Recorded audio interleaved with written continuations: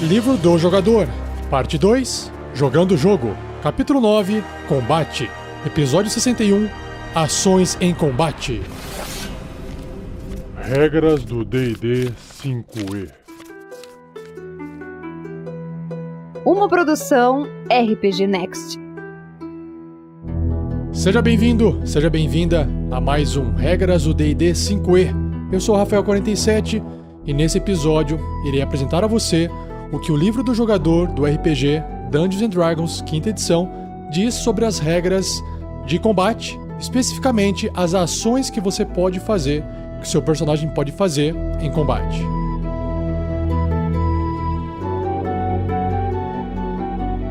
Seja você também um guerreiro ou uma guerreira do bem. Para saber mais, acesse padrim.com.br/rpgnext ou picpay.me/rpgnext.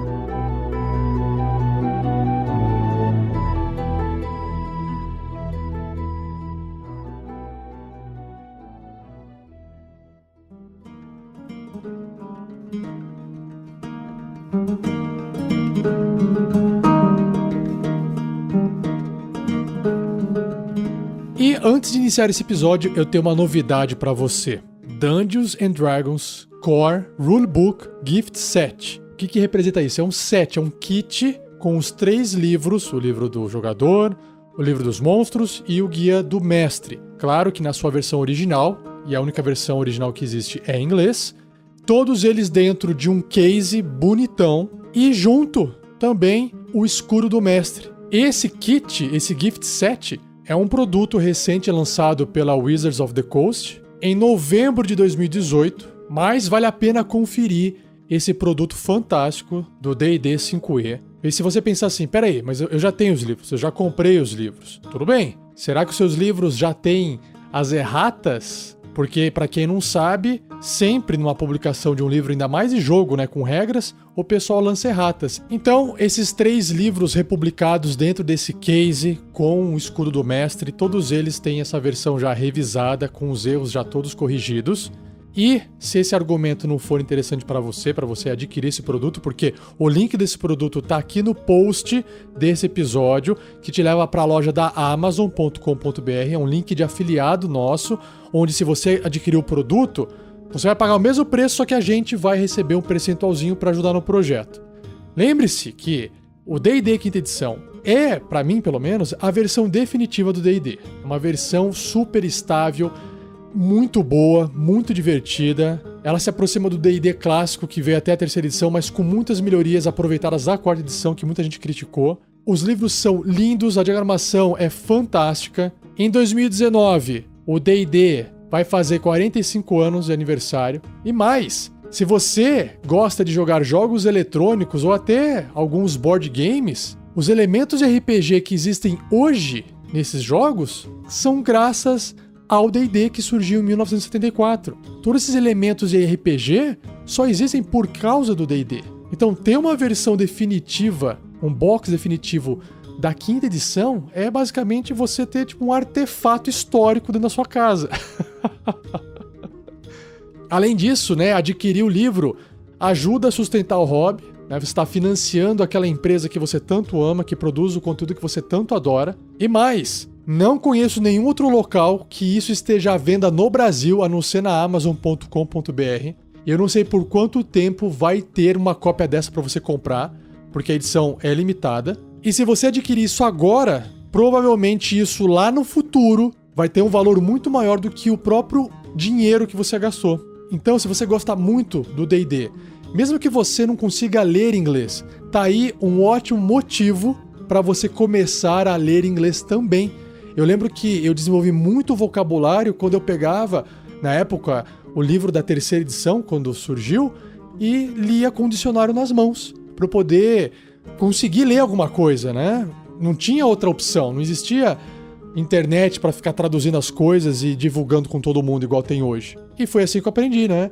Muitos dos vocabulários eu já entendi um pouco de inglês, mas meu vocabulário era ruim. Eu não conseguia ler o livro. Depois de um tempinho ali, uns 3 meses lendo, nossa, todo dia lendo, né? Ficou muito sossegado.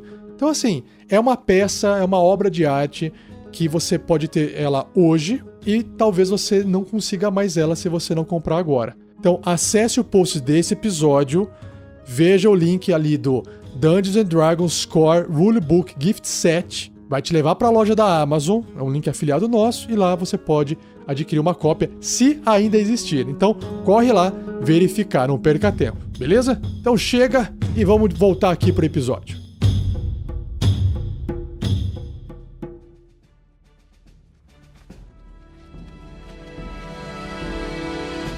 De volta ao livro do jogador, o Player's Handbook, na página 192. Quem puder acompanhar lendo enquanto ouve esse áudio, fica até mais interessante. Se você não puder ler, não tem problema, porque geralmente podcast se ouve enquanto você faz outras coisas, não é mesmo? Então vamos lá. Ações em combate. Quando você realiza sua ação em seu turno, ação no caso do personagem, você pode escolher entre uma das ações apresentadas aqui. Uma ação que ganhou da sua classe ou característica especial, ou até uma ação improvisada. Muitos monstros têm opções de ações próprias em seus blocos de estatística, e essas estatísticas de monstros estão distribuídas nos materiais diversos do D&D. Tem um pouquinho no livro do jogador, tem um pouquinho no guia do mestre, tem um monte no livro dos monstros, claro, né? E se você adquirir alguma aventura pré-pronta, também vai ter esses blocos de estatística lá. Quando você descreve uma ação que não está detalhada em uma das regras, o mestre dirá se a ação é possível e que tipo de jogada você deve realizar, se houver, para determinar o sucesso ou fracasso. Ou seja, as ações que eu vou descrever agora vai resumir a maior parte das ações que os jogadores vão escolher para realizar com seus personagens. Então, exige do mestre uma criatividade, um senso de análise e juízo para poder medir se uma ação que o jogador está inventando para o seu personagem, que não está descrita no livro, é possível de ser feita. E aí, se você quiser comentar no post desse episódio, fazer perguntas do tipo, será que essa ação ela não é muito desbalanceada? Será que essa ação aqui pode ser feita? Se pode, como é que funciona? Será que ela tem que ser uma ação completa? Tem que gastar o movimento junto? Será que pode ser feita como uma ação bônus, que é um pouco mais rápida? Enfim, vai da criatividade e tem que tomar cuidado para não desbalancear o jogo. E como sempre eu falo, se o personagem pode fazer aquilo, lembre-se que provavelmente o inimigo também vai poder fazer. Se for uma ação inventada do tipo, eu quero pular aqui, bater o pé lá e cair de cima para baixo rolando e fazer um ataque com um bônus tal. Então beleza. Então o que impede de um orc fazer a mesma coisa ou um goblin fazer a mesma coisa? Então eu deixo sempre essa observação, não se esqueça. Então vamos lá. A primeira ação descrita no livro em inglês é o attack, que é atacar. A ação mais comum para se realizar em combate é a ação atacar. Claro, seja golpear com uma espada, atirar flechas de um arco ou lutar corpo a corpo com os próprios punhos. Com essa ação, você realiza um ataque corpo a corpo ou à distância, um melee ou ranged attack. E aí ele escreve assim, veja a seção realizando um ataque para as regras que dirigem os ataques. E essa seção eu vou deixar para o episódio seguinte. E para finalizar aqui a ação de ataque, certas características como o ataque adicional do guerreiro, que é o ataque extra, permitem que você realize mais de um ataque com essa ação. Então, a ação de atacar é bem fácil, né? Bem simples, bem direto. Próxima ação, super importante, Cast a Spell, conjurar uma magia. Conjuradores, spellcasters, como magos e clérigos, bem como muitos monstros, têm acesso às magias e podem usá-las com um grande efeito em combate. Cada magia possui um tempo para ser conjurada, que especifica se é necessário gastar uma ação, uma reação, minutos ou até mesmo horas para conjurá-la, se for um ritual, por exemplo. O tempo para conjurar magia, portanto, não é necessariamente uma ação. Muitas magias têm tempo para conjurar uma magia de uma ação. Então, frequentemente, se usa uma ação em combate para conjurar a magia. E aí, veja o capítulo 10 para as regras sobre conjurar magias. Como a gente está no capítulo 9, vai demorar um pouquinho ainda para a gente poder chegar no capítulo de magia e a gente falar mais sobre isso. Próxima ação é o Dash. Dash é uma disparada. Quando você realiza a ação disparada, você ganha deslocamento adicional no seu turno atual. O aumento equivale ao seu valor de deslocamento, depois de aplicar qualquer modificador. Com o deslocamento de 9 metros, que são 30 pés, que geralmente é o deslocamento padrão básico dos personagens de tamanho médio, tirando o anão, coitado, seu personagem pode se mover até 18 metros no turno dele se ele realizar uma disparada. Então ele se move 9 metros e aí ele usa a ação dele para fazer uma disparada, o que permite ele se mover de novo todo o seu deslocamento de 9 metros. Nesse caso, somando 18. Qualquer aumento ou redução do seu deslocamento muda esse movimento adicional na mesma medida. Então, se o seu deslocamento de 9 metros for reduzido a 4,5 metros, por exemplo, você pode se mover até 9 metros no seu turno se realizar uma disparada.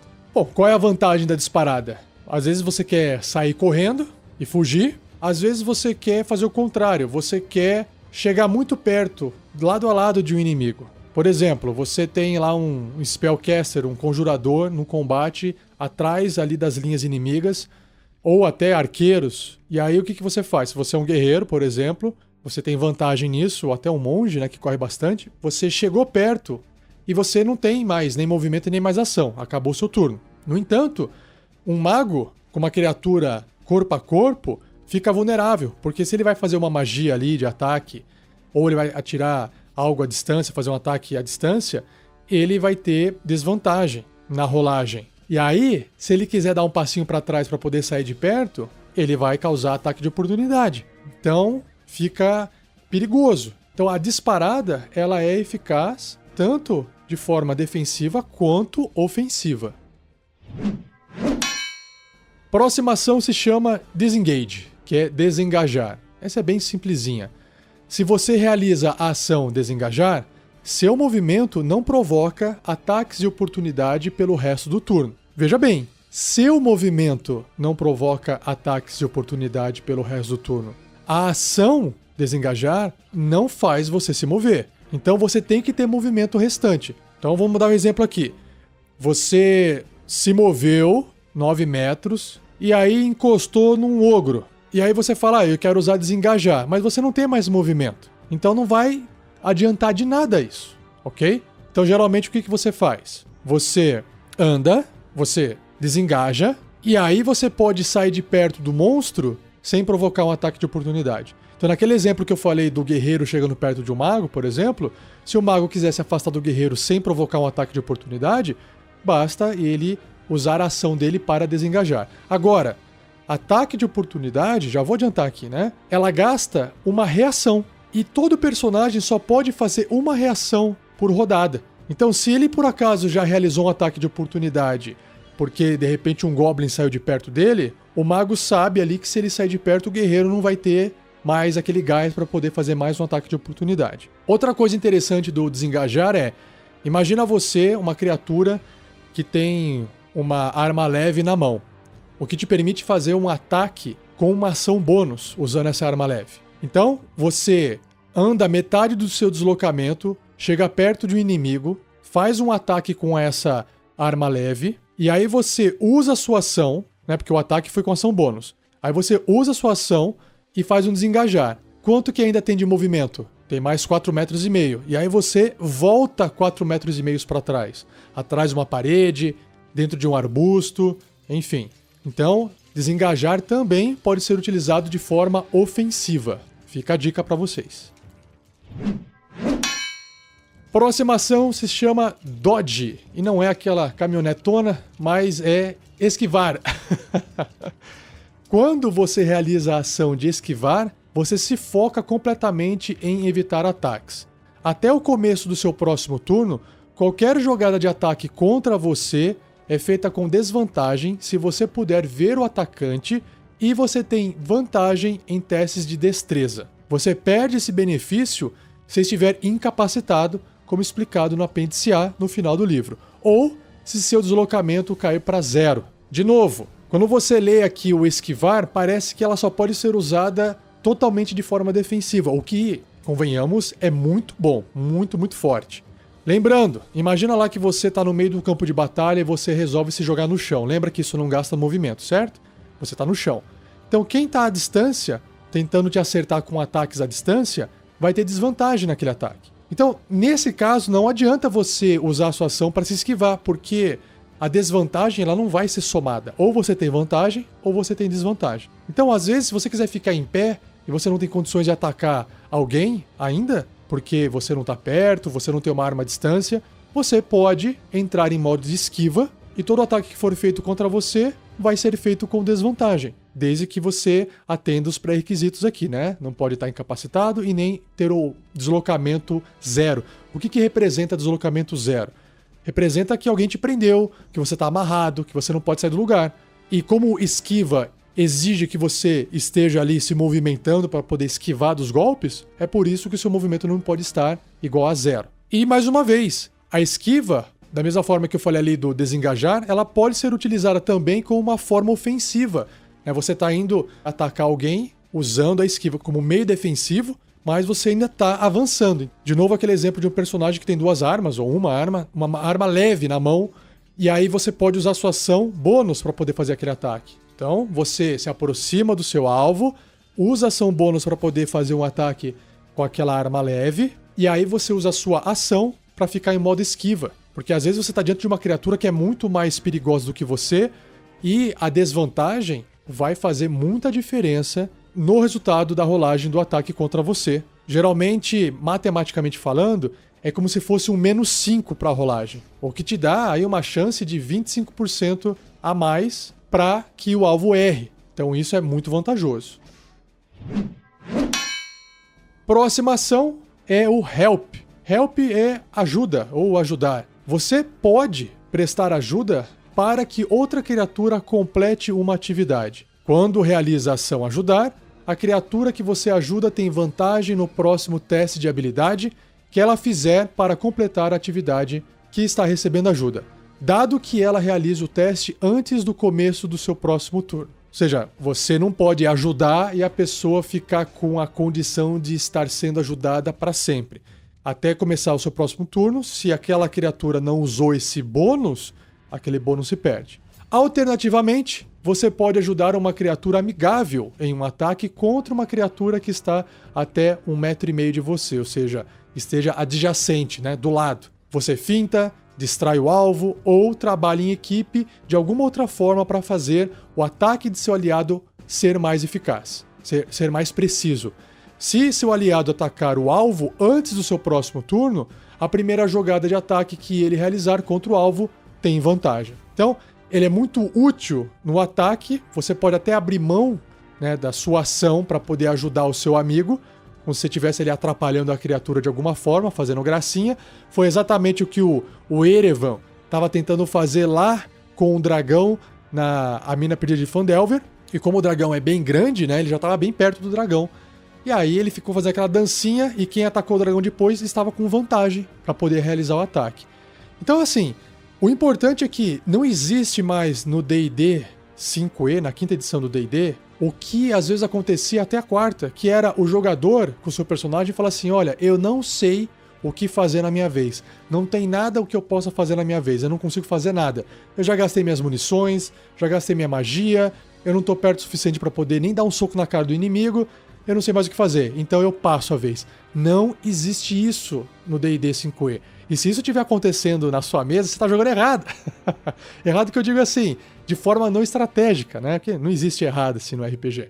Mas ajudar é sempre permitir que o seu personagem tenha algo para fazer na vez dele, tá? Lembrando que para ajudar no acerto de um ataque, a criatura tem que estar adjacente a você. Você tem que ir lá bem pertinho dela e fazer lá suas caretas lá. Ou, se você quiser, ajuda o seu amigo num teste de habilidade. Vai saber se isso não vai ajudar a equipe também. Por exemplo, eu vou ajudar o elfo que é super perceptivo a tentar encontrar uma armadilha. Então eu vou aqui, ó. O elfo, vamos aqui na parede, vamos procurar junto. Eu te ajudo. Então, você só fala que você está ajudando o seu amigo elfo. E aí o jogador que controla o elfo vai fazer a rolagem com 2d20 e vai pegar o maior resultado. Ou o pessoal geralmente usa ajuda para poder ajudar a arrastar alguma coisa, arrebentar, abrir uma porta, erguer alguma coisa, fazer algum tipo de teste. Enfim, são inúmeras as possibilidades. Próxima ação que o seu personagem pode fazer é hide, esconder. Quando você opta pela ação esconder, você faz um teste de destreza, furtividade, para tentar se esconder, seguindo as regras do capítulo 7, que eu já descrevi para vocês, para esconder-se. Se passar, você ganha certos benefícios, como descrito na seção Atacantes Não Vistos e Alvos, mais adiante nesse capítulo. Que também eu vou comentar isso no próximo episódio. Então, pessoal, não tem aquela historinha de que jogador tá andando no meio do combate. Ah, mestre, eu quero me aproveitar aqui, quero me esconder. Ah, tá, faz o teste aí, me escondi. Beleza, agora eu quero fazer tal coisa. Ah, como assim? Você já gastou a sua ação para se esconder. Ah, mas é só chegar ali atrás e me agachar, sabe? Na verdade, se esconder é você se preocupar em se posicionar num local onde você garante que você não está sendo visto. É diferente de você parar o movimento atrás de uma parede, onde o inimigo não tem linha de visão até você. Deu para entender? Isso não é se esconder. Você simplesmente andou até atrás de uma parede e o inimigo não está te enxergando. Agora, vamos supor que você vai andando nessa parede, vai andando por ela, vai andando, até você chegar numa quina. Quando você chega na quina e você consegue ver o inimigo também tem a chance de te ver. Se você quiser, nesse momento, permanecer escondido do seu inimigo, a hora que você for dar aquela espiadinha ali na quina, você tem que fazer esse teste de destreza furtividade. E aí, se o seu resultado for maior do que a percepção passiva do inimigo, você está, para todos os efeitos, escondido da linha de visão dele. Ele não está te vendo, o que não significa que ele não possa achar que você continua ali atrás. Um outro exemplo, imagina que tem uma pedra no meio de uma planície e tem uma rocha ali no meio. E aí o seu personagem corre lá para trás dessa rocha. E aí o personagem faz um teste de se esconder. E ele se esconde, vamos supor. O inimigo, ao olhar para a rocha, olha, não consigo encontrar ele ali, não consigo fazer uma magia apontando para ele, não consigo atirar uma flecha nele. No entanto, ele está atrás da rocha, eu sei que ele está ali. Então, use um bom senso novamente no jogo, ok? Próxima ação é a Ready, preparar. Algumas vezes você quer saltar sobre um adversário ou quer esperar por uma circunstância particular antes de agir. Para fazê-lo, você precisa usar a ação preparar no seu turno para que possa agir mais tarde naquela rodada usando sua reação. Você tem até o início do seu próximo turno para usar uma ação preparada, senão você perde, igual a ideia lá da ajuda, né? Primeiro, você decide que circunstância perceptível será o gatilho da sua reação. Então você escolhe a ação que irá realizar em resposta àquele gatilho ou escolhe mover o seu deslocamento máximo em resposta ao gatilho. Então vamos para os exemplos aqui, ó. Se o cultista pisar sobre o alçapão, eu vou puxar a alavanca que o abre. Ou, outro exemplo, se o Goblin se aproximar de mim, eu vou me afastar. Então você está preparando uma ação. Quando o gatilho ocorrer, você pode tanto realizar sua ação logo depois do gatilho, ou pode ignorá-lo. Então você não é obrigado a executar aquela ação que você quer. Por exemplo, você falou assim, se o cultista se mover ali. De repente o cultista se move, você pensa melhor e fala, não quero agora abrir o alçapão porque eu não quero que ele morra, porque eu quero interrogar ele vivo. Então você pode ignorar a sua ação preparada. Lembre-se que você pode realizar apenas uma reação por turno. Lembra que eu falei da reação? Você só tem uma reação. Então, se você usou essa sua reação para poder ativar a sua ação preparada, você não vai poder usar a sua reação no mesmo turno para poder fazer um ataque de oportunidade, por exemplo. Continuando. Quando você prepara uma magia, você conjura a magia normalmente, mas segura a energia que está liberada em sua reação quando o gatilho ocorrer. Então lá, você está fazendo tipo um Hadouken lá e está segurando a bolinha na mão antes de soltar. Para ser preparada, uma magia deve ter o tempo para conjurar igual a uma ação. Não pode ser uma magia que tem tempo de duração maior que isso. E segurar a energia de uma magia exige concentração, que vai ser explicado em episódios futuros quando eu entrar no capítulo 10. Se sua concentração for quebrada, geralmente ela é quebrada quando você sofre dano, a magia se dissipa sem efeito, você perde ela. Então, por exemplo, se você está concentrando a magia teia e prepara a magia mísseis mágicos, sua magia teia termina. Por quê? Porque você, ao preparar a magia mísseis mágicos, você precisa usar sua concentração. E você só pode manter concentração de uma magia. Então, a magia teia termina. E se você sofrer dano antes de conjurar mísseis mágicos, em sua reação, sua concentração pode ser quebrada. Por que pode ser quebrada? Porque você faz um teste de concentração, que eu não vou falar agora, falarei em episódios futuros. Então, pessoal, preparar a ação, eu acho que é uma ótima estratégia, muito, muito boa, porque às vezes você não quer agir, né? Você está na sua iniciativa e você não sabe ao certo o que você quer fazer. Você quer primeiro ver se o inimigo vai avançar, será que realmente é o inimigo? Será que ele pretende começar a fazer alguma coisa? Tem vários exemplos aqui que eu poderia dar com preparar ações. Por exemplo, você tem um inimigo, tá na sua vez, né? O seu personagem lá ganhou iniciativa, você tá de arco e flecha, tá distante do seu inimigo, e esse inimigo indica que vai correr pra frente de vocês pra poder chegar perto pra poder atacar. Só que ele tá muito longe, ou ele tá atrás de uma árvore, ou ele tá atrás de outros inimigos e tá com cobertura, ou ele tá tão distante que o seu ataque teria desvantagem, ok? Então, você não precisa, nesse momento, gastar sua ação para poder fazer um ataque com desvantagem. Você fala assim, não, peraí. Assim que o inimigo se aproximar e entrar numa distância que tem o alcance da minha arma que eu não precise fazer um teste com desvantagem, ou seja, eu vou fazer um ataque normal de distância, à distância, eu vou atacá-lo. Esse é um exemplo.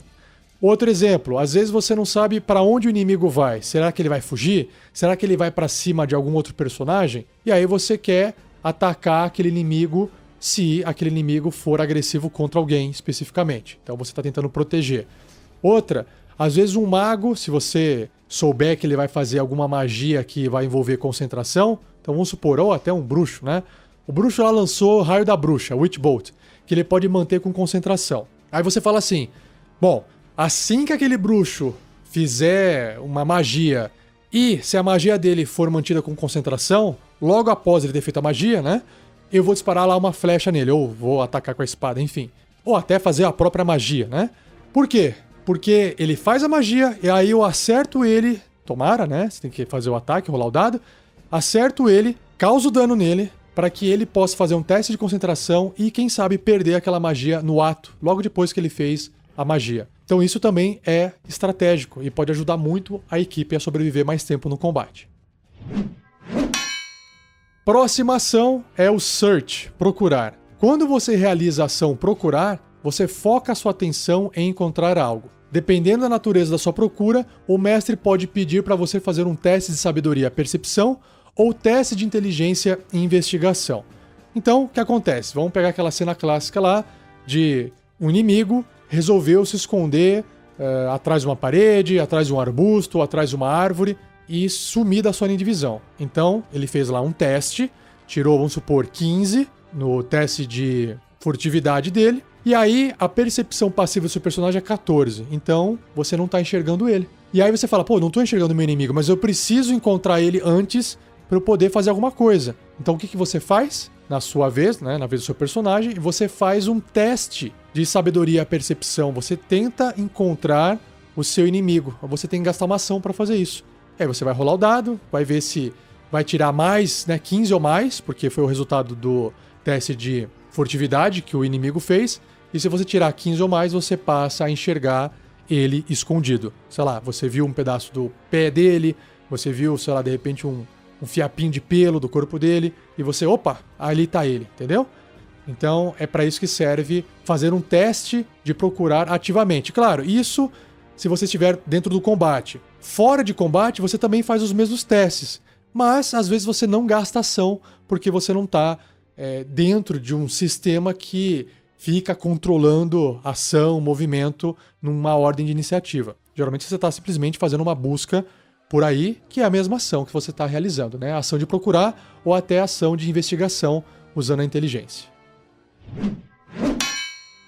E a última ação descrita no livro é Use an Object, usar um objeto. Você normalmente interage com um objeto enquanto faz alguma outra coisa, como quando saca uma espada como sendo parte de um ataque. Então, se você tem uma espada e você está indo atacar com a sua espada, para todos os efeitos você está sacando a espada junto com o seu ataque, né? Você está sacando e está batendo, não precisa gastar uma ação, saca a espada, né? Senão todo mundo teria que ficar andando com a espada na mão, não faria muito sentido. Quando um objeto requer sua ação para usá-lo, você realiza a ação usar um objeto. Essa ação também é útil quando você quer interagir com mais de um objeto por turno. Então, no exemplo lá de você sacar uma espada para poder fazer um ataque, ok. Mas eu quero agora pegar um outro objeto. Então agora você vai ter que usar uma ação. Infelizmente você tem que gastar uma ação para usar um novo objeto no seu turno. Assim, usar objetos aqui com essa ação vai envolver uma série de coisas, tá? Tomar poção, usar um pergaminho para poder fazer uma magia, talvez, né, puxar uma alavanca, girar alguma coisa. Então usar objeto é bem abrangente. E para finalizar esse cast, tem um box de informação aqui. Esse box diz: improvisando uma ação.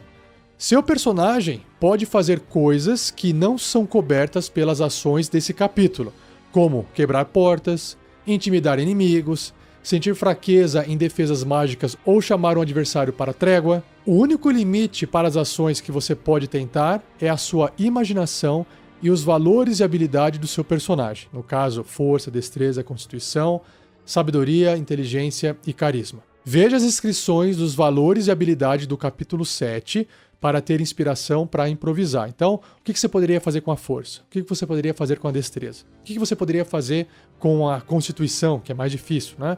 O que você poderia fazer com a sabedoria, com a inteligência e com o carisma? Então, às vezes você quer, ao invés de atacar, você quer fazer um taunt, você quer provocar, você quer intimidar o seu inimigo, para que ele, de repente, fuja ou pare de atacar, dependendo das circunstâncias do ataque. Será que ele é a única criatura que sobrou em pé, quase morrendo? Será que você conseguiria mudar a ideia dele? Será que ele fugiria, ao invés de lutar até a morte?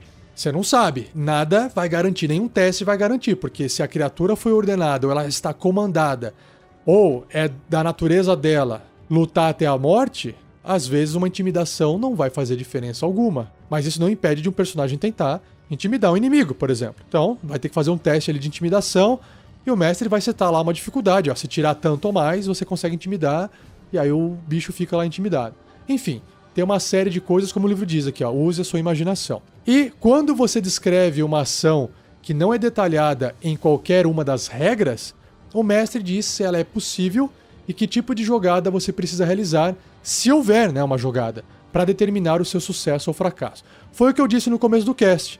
Se vocês passaram por situações que queiram compartilhar, escrevam no post desse episódio. Ou envie um e-mail para mim, Rafael47, Rafael com F, 47, numeral mesmo, número 4 e o 7, Rafael47, @rpgnext.com.br. Para eu poder responder para você, para a gente poder trocar essa ideia.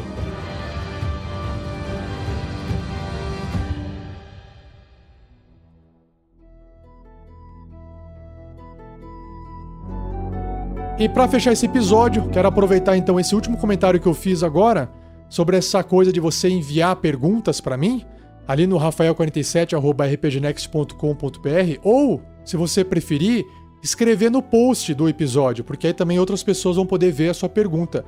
Então, enviem perguntas para mim sobre o sistema do D&D 5e. Não precisa necessariamente ter a ver com esse episódio. Se você tem uma dúvida, você quer, sei lá, o que você faria se fosse nessa situação? Importante aqui ressaltar, pessoal, que evitem também fazer perguntas que o livro já explicou a regra, tá? Então, assim, antes de você fazer a pergunta, você já leu a regra? Tem certeza que você já foi lá e viu a regra? Né? Porque às vezes acontece o pessoal mandar uma pergunta e, tá na página tal, é só você ler lá, entendeu? Agora, tem vezes que a regra não está clara. Tem vezes que você está interpretando aquilo lá de duas formas. Às vezes não dá para ficar, né, tão claro assim, e às vezes você tem que improvisar, você tem que ser criativo e falar, bom, nessa situação eu acho que funciona assim, nessa situação eu acho que funciona assado. Então, se você já teve experiências desse tipo em sua mesa, ou se você não teve, mas está pensando como é que seria tal regra em tal situação, mande uma mensagem para mim de novo em rafael47@rpgnext.com.br ou escreva no post desse episódio. Qual que é a minha intenção? Minha intenção é acumular algumas perguntas, selecionar, né, quais perguntas ficam mais interessantes, e aí eu gravo um episódio só respondendo essas perguntas para vocês. Eu acho que aí dá para trocar uma ideia entre nós aqui, vai ficar bem legal. Pode ser? vou experimentar, vou ver se funciona.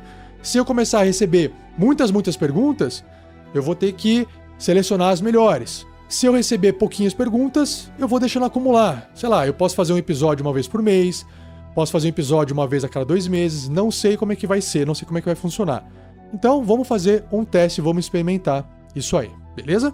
E claro, antes de você ir embora, já aproveita e já compartilha esse episódio com seus amigos, jogadores, mestres e mestras. Isso ajuda no projeto e ajuda também o RPG pra você, né? Beleza? E é isso. E não perca o próximo episódio, onde irei abordar as regras de como se realiza um ataque e como é que funcionam as regras de cobertura. Beleza? Então, muito obrigado, um abraço e até o próximo episódio.